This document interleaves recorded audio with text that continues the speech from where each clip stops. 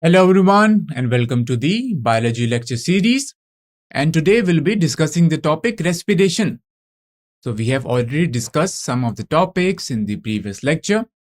So in the previous lectures I've introduced you to the topic respiration, then we studied about the metabolisms and what are the components of the metabolism.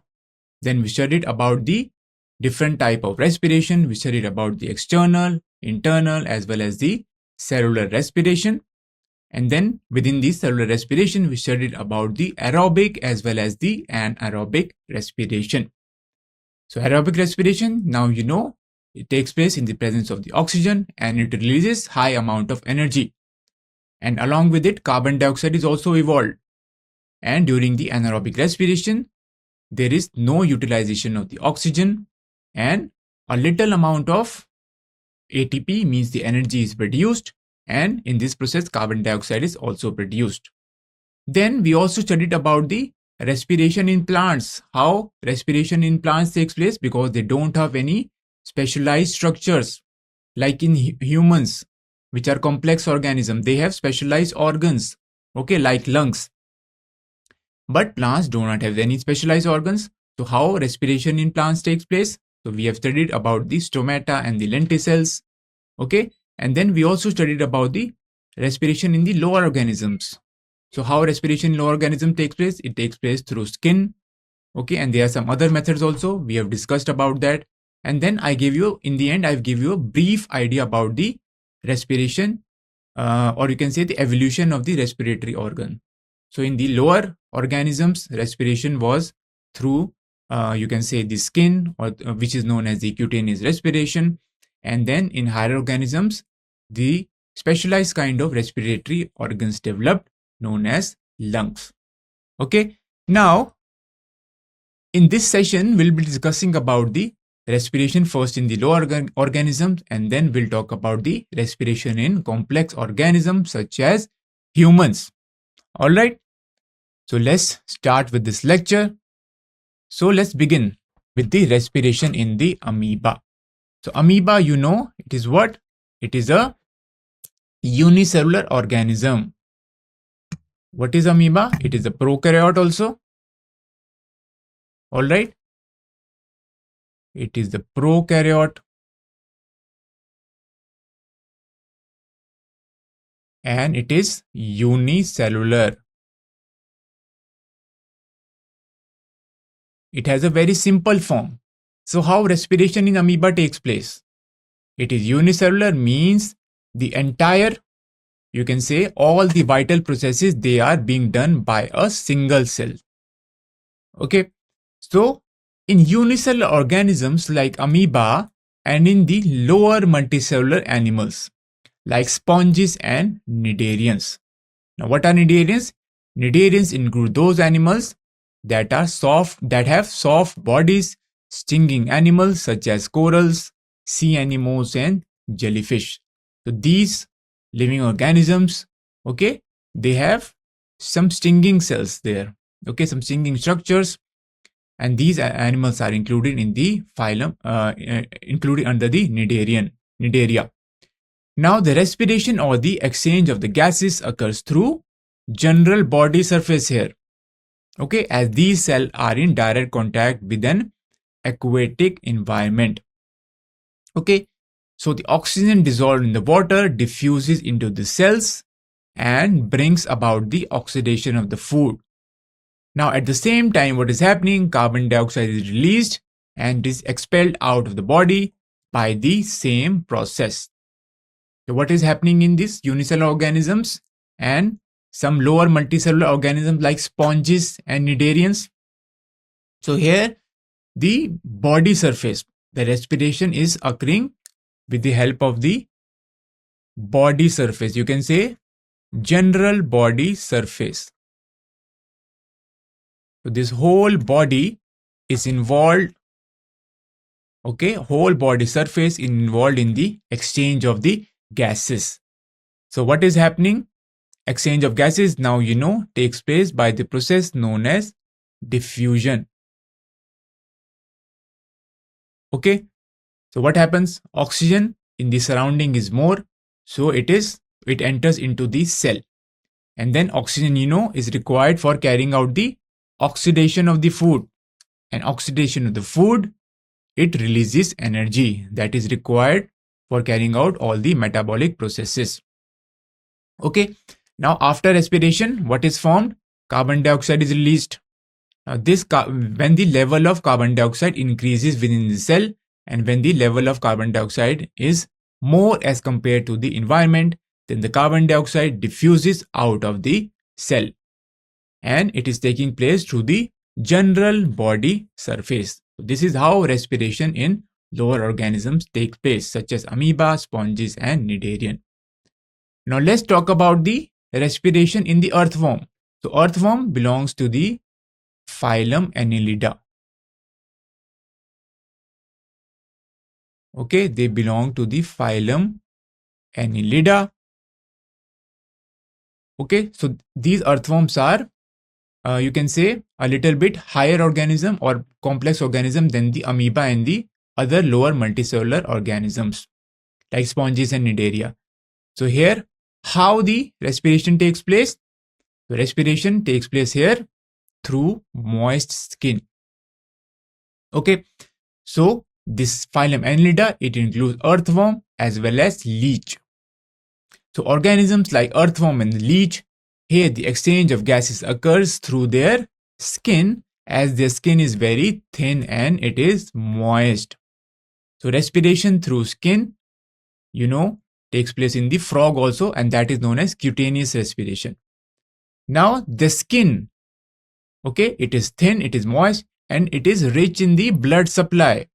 So the oxygen is absorbed by the moist skin of the earthworm, and it is transported to all the cells of the body through blood. Okay, so this oxygen, it diffuses from the environment into these blood vessels, and these blood vessels, they carry oxygen through blood to the various tissues of the earthworm. And when the oxygen reaches the various tissues or the cells of the earthworm, then it can be utilized for carrying out the oxidation of the food material. Okay, thus generating energy. Now the carbon dioxide from the body cell, it diffuses into the bloodstream and it is expelled out through skin only. So here in earthworm, you can say respiration occurs through skin, or skin is involved in what? It is involved in the exchange of the gases.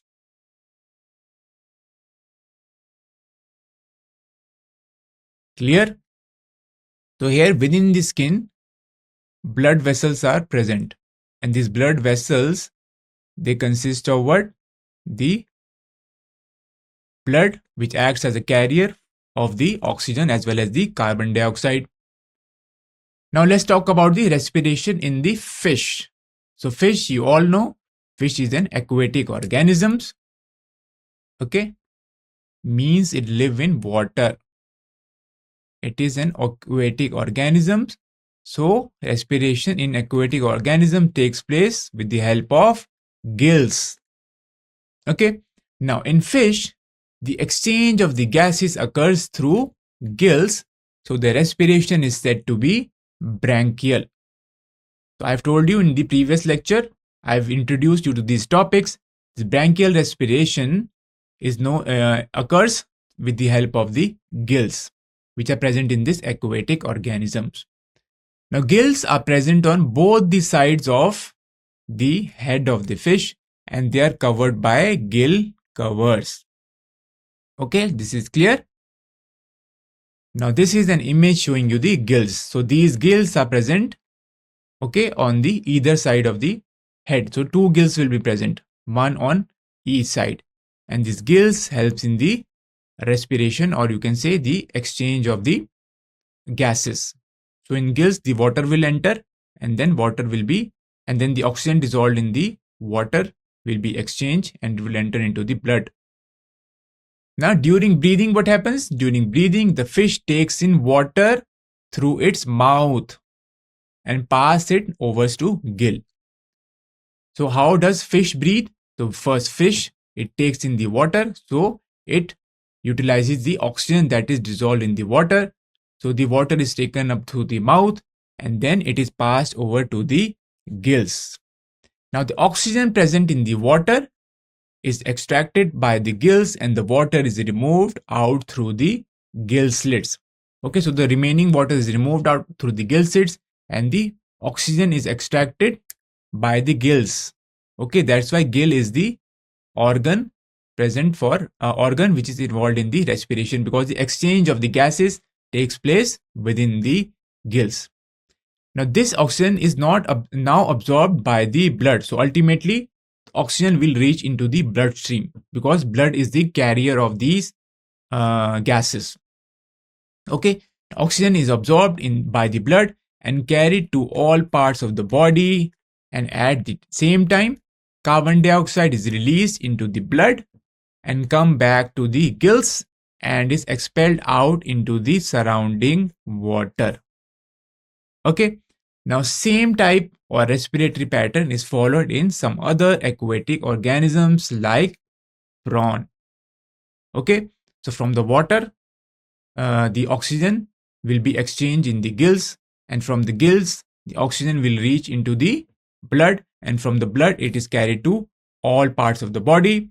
And what is happening at the same time, carbon dioxide is also released from the blood. This carbon dioxide is being produced by a lot of metabolic processes. One of them is the respiration. And then this oxygen is expelled out of the body into the surrounding water. Clear?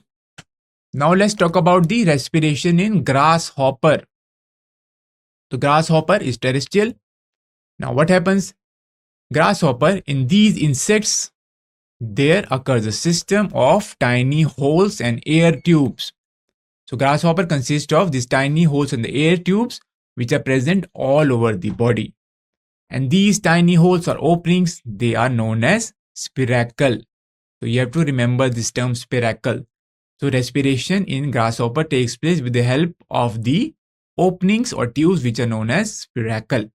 I'll show you the diagram of the respiration in grasshopper and I'll show you the spiracle also.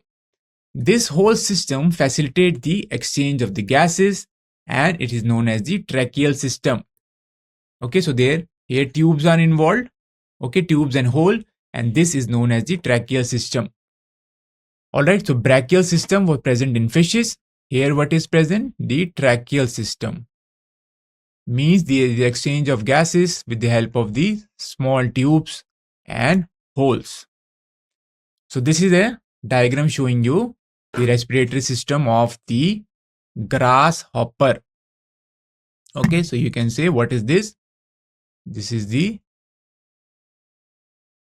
image is showing you the respiratory system.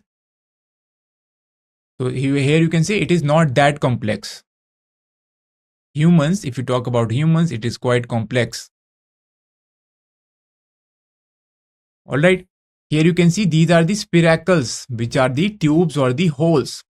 And these are known as the trachea, that's why it is known as the tracheal system. And these are the air sacs that are present.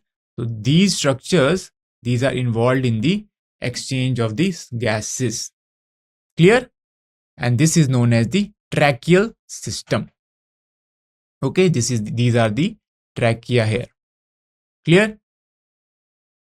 Now let's talk about respiration in the grasshopper. Now during breathing, the oxygen from the air, it enters into the spiracle first and reach to each and every part of the grasshopper body through trachea.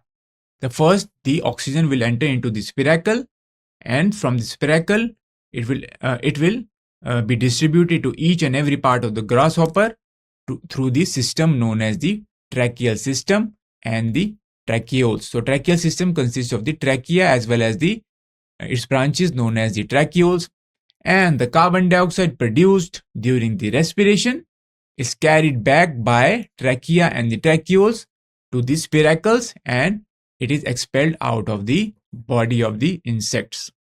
So this is how the tracheal system works. Now the same mechanism is followed in other insects like houseflies, mosquitoes and bees. Okay, clear? Now So this was the respiration in the lower organisms. Okay, we have already discussed in the previous lecture, the respiratory organs start developing from the phylum Arthropoda. So Arthropoda consists of what? It consists of the insects. So grasshopper was an insect. So we have seen in the respiration in grasshopper how it takes place. It takes place through the tracheal system. Now we'll talk about the respiration in higher organisms, which are humans. Okay, so human also, they have also special kind of respiratory organs or the respiratory system. Okay, so respiration in humans now we are going to study. Now let's talk about the human respiratory tract. Okay, so it consists of first the external nostrils. Okay, so through nostrils we take up the air. So this is the first part of the respiratory system, and it opens into the nasal cavity and is meant for the inhalation of the air from the outside. So through nostrils we breathe in the air, or we take up the air, and the air from the nostril will first enter into the nasal cavity. Now what is nasal cavity? So now air has now entered into the nasal cavity from the external nostrils. Now this cavity is separated from the oral cavity by the means of a hard and a bony palate. Okay, so nasal cavity is separated from the oral cavity. The oral cavity is for the food, you can say, for the ingestion of the food. Okay, it also consists of buccal cavity and all. Okay, so nasal cavity is different from the oral cavity. Now this nasal cavity, it is lined by ciliated columnar epithelial cells that are rich in the mucus, and it brings about warming, moistening and sterilization of the air. Okay, so this is the role of this nasal cavity. So it has ciliated columnar epithelial cells, and these cells, they are rich in the mucus. And mucus, what does mucus do? It helps in the sterilization of the air also, because mucus, all the, you can say, the dirt particles, they get stick to this mucus, as well as the foreign antigens also. Okay, they stick to the air, stick to the mucus.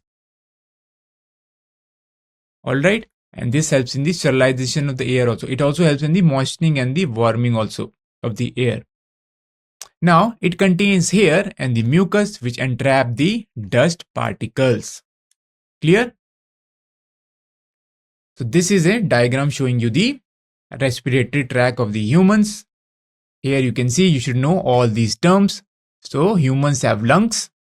Okay, we have two pairs of the lungs. Heart is present here. Below the heart you have the diaphragm. So the layer of the, you can see the outer layer of the lungs is known as the pleura, and this is known as the pleural fluid. And the lungs, what is, so these are the pleural membranes. Okay, lungs, the outer, or you can say a membrane that covers the lungs, it is known as the pleural membrane. Okay, this is the pleural fluid. Then you have the alveoli, where the exchange of gases takes place.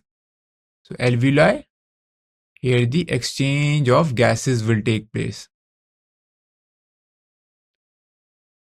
So I'm showing you this diagram, so you should know about all these terms. Larynx here, larynx is also known as the voice box. Then we have the trachea, okay, through which the air passes. Okay, now here is the bronchus, and here is the, you can see this is the rib here. Clear? So this is an image showing you the respiratory tract or the respiratory system of the humans. Clear? Now we will discuss about this. Next, third is the internal nares from the nasal cavity. So the nasal cavity opens into the internal nares. This nasal cavity opens into it and it leads to pharynx. Okay, so this pharynx. So pharynx has dual role. It also has a role in the respiratory, and also have the role in the digestion. So it has dual role.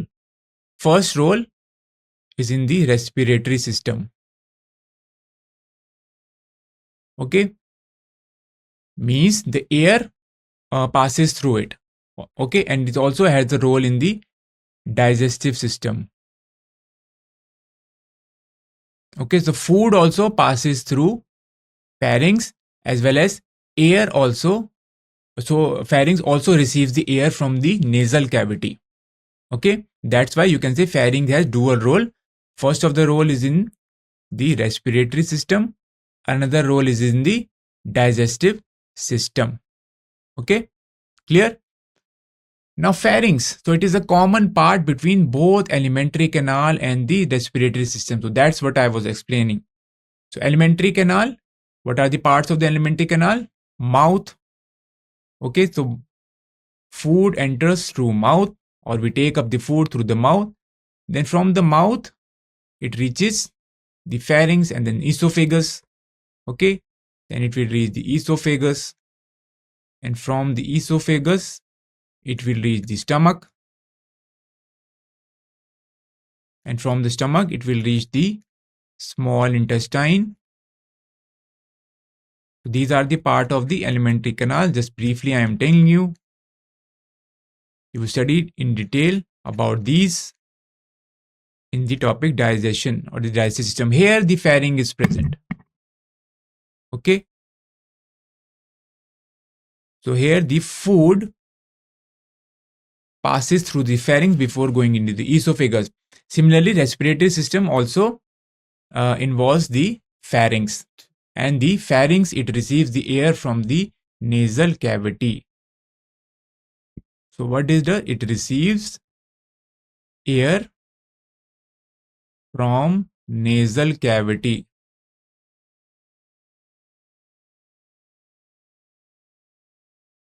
Clear? Now larynx. Larynx, it is an enlarged part of the trachea, which is also known as the voice box. So larynx is known as the voice box, and it is the enlarged part of the trachea. Now it produces voice by passage of the air between the vocal cords. Now it contains 4 different types of cartilage, among them a C-shaped thyroid cartilage protruding out in the neck. It is known as the Adam's apple. Okay. Now the trachea, it is also known as the windpipe. So I have shown you in that image, trachea was present. So trachea is known as the windpipe.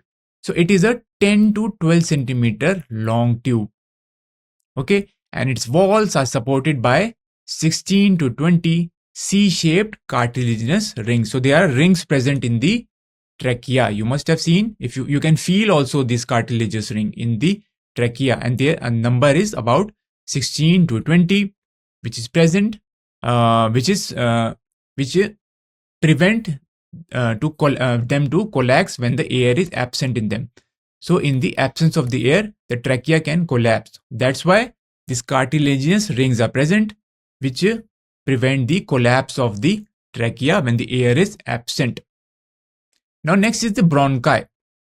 Now trachea is branched into 2 bronchi, left bronchi and the right bronchi, each of which enters into the lungs. So these bronchi will then enter into the lungs. So trachea was there, which is known as the windpipe. It will branch into 2 bronchi, and each bronchi will enter into the lungs.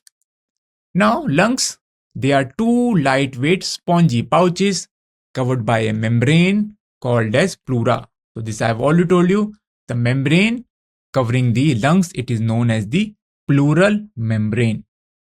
Okay, so all these structures I have shown you in the image, that I have shown you the respiratory tract of the human. Now bronchi, they enter into the lungs, and they are further branched into several bronchioles.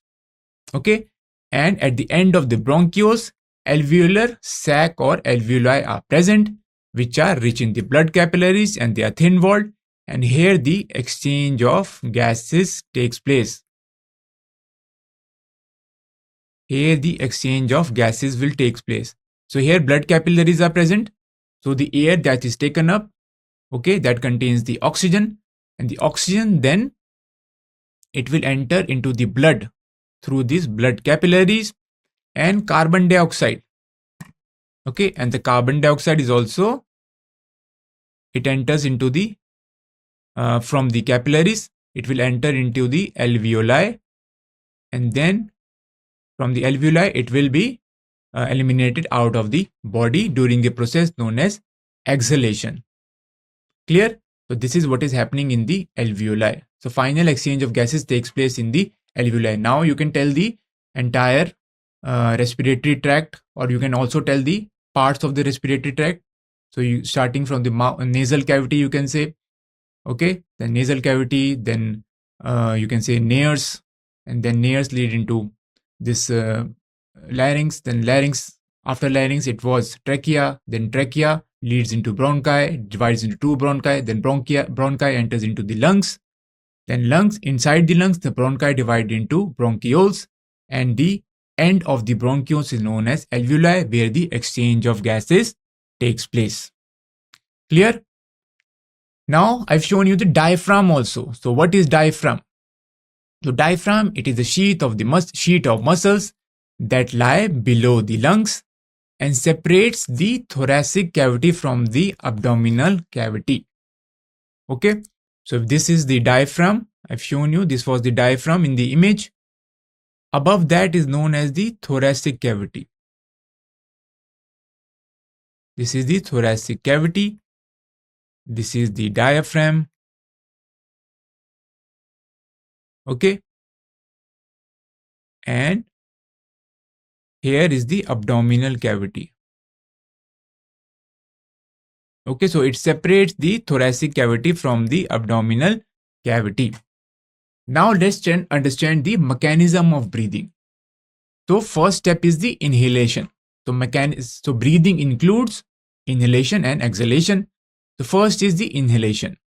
So when the air is breathed in, the diaphragm and the muscles attached to the ribs, they contract, due to which there occurs expansion of the chest cavity. Okay, so whenever you breathe in, the diaphragm and the muscle which are attached to the ribs, okay, they contract, and because of this there is expansion of the chest cavity, and it results in the increase of the volume of the chest cavity. Thus the air pressure decreases and air from the outside rushes into the lungs, and the alveolar sacs, they get filled with the air containing oxygen. Now the oxygen present in the air diffuses into the blood, and the carbon dioxide from the blood diffuses out into the alveolar sac. Okay, so we have already discussed that the air containing the oxygen, it enters into the blood capillaries which are present in the alveoli, and the carbon dioxide, okay, from the blood it will enter into the alveoli.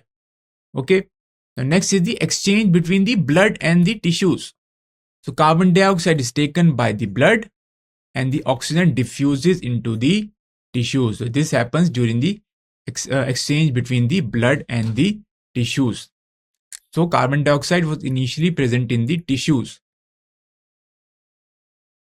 Okay, so from the tissues, carbon dioxide entered into the blood, and the oxygen which were present in the air, it diffuses into the, which were present in the blood now. It will then enter into the tissues, and this oxygen will then be utilized in the process known as respiration. Okay, which will give you energy. Okay, so here aerobic respiration is going on. Now next is the exhalation.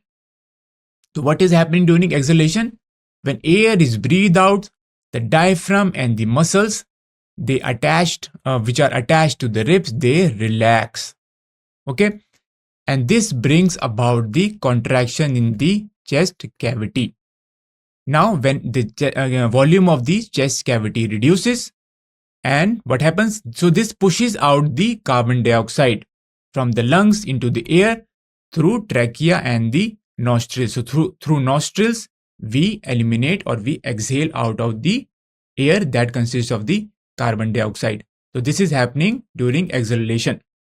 So here what is happening? The diaphragm and the muscles that are attached to the rib, they relax now. Earlier they were contracting during the inhalation. During the exhalation, they relax. And due to this relaxation, the chest cavity, or you can say the volume of the chest cavity, it decreases. And because of this decrease in the volume, the carbon dioxide is pushed out of the lungs and it is expelled out through the nostrils. Okay, this is also clear now. So In this session, we have studied about the respiration in the lower organisms such as amoeba, cnidaria, and then we also studied about the respiration in phylum Annelida, and whose members are earthworm and leeches. Then we studied about the special type of respiration that takes place in the members of the phylum Arthropoda. So we studied about the respiration in the grasshopper. So their tracheal system was present. And we also studied about the respiration in the aquatic organisms such as fishes, where bronchial system was present and gills were involved in the exchange of gases. And then finally, we studied about the respiration in the higher organisms such as humans. All right. The rest of the topics we will discuss in the next session. Thank you very much for listening.